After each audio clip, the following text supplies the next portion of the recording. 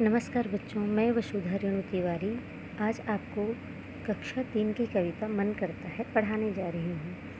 इस कविता में एक बच्चा है जिसके मन में अलग अलग तरह की इच्छाएं उत्पन्न होती हैं।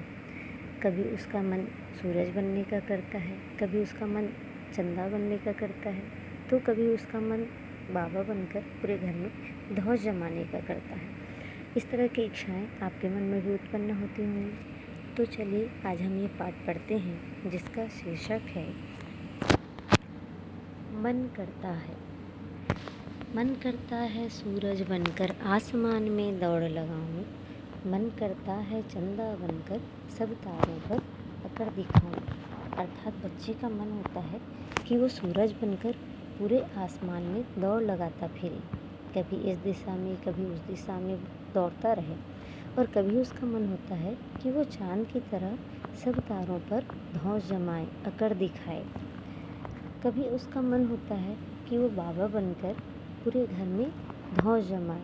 अर्थात जैसे हमारे घर के बुजुर्ग होते हैं, मुखिया होते हैं, दादा या बाबा, जिनका पूरे घर पर रौब होता है, उनकी बात पापा भी मानते हैं।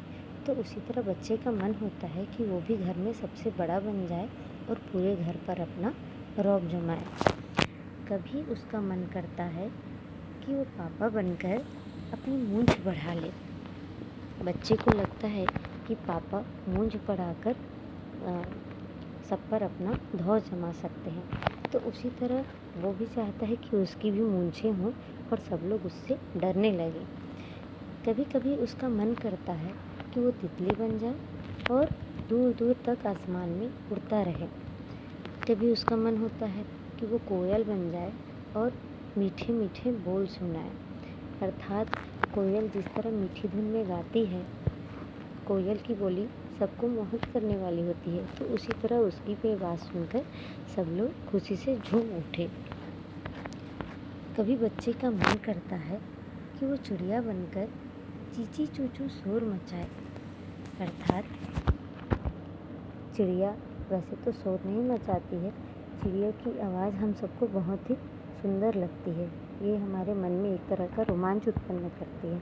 हमें चिड़ियों की निर्दोष आवाज़ सुनकर बहुत ही खुशी महसूस होती है।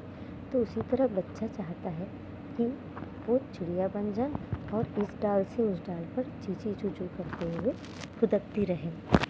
तो कभी उसका मन होता है कि वो चरखी लेकर पीली लाल पतंग उड़ाए।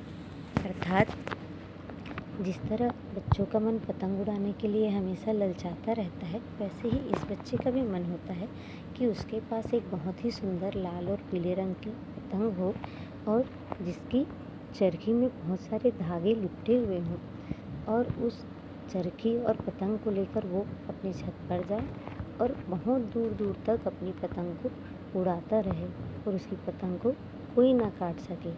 तो इस तरह बच्चे के मन में अलग अलग तरह की इच्छाएं उत्पन्न होती हैं और वो अपनी इच्छाओं की पूर्ति करना चाहता है।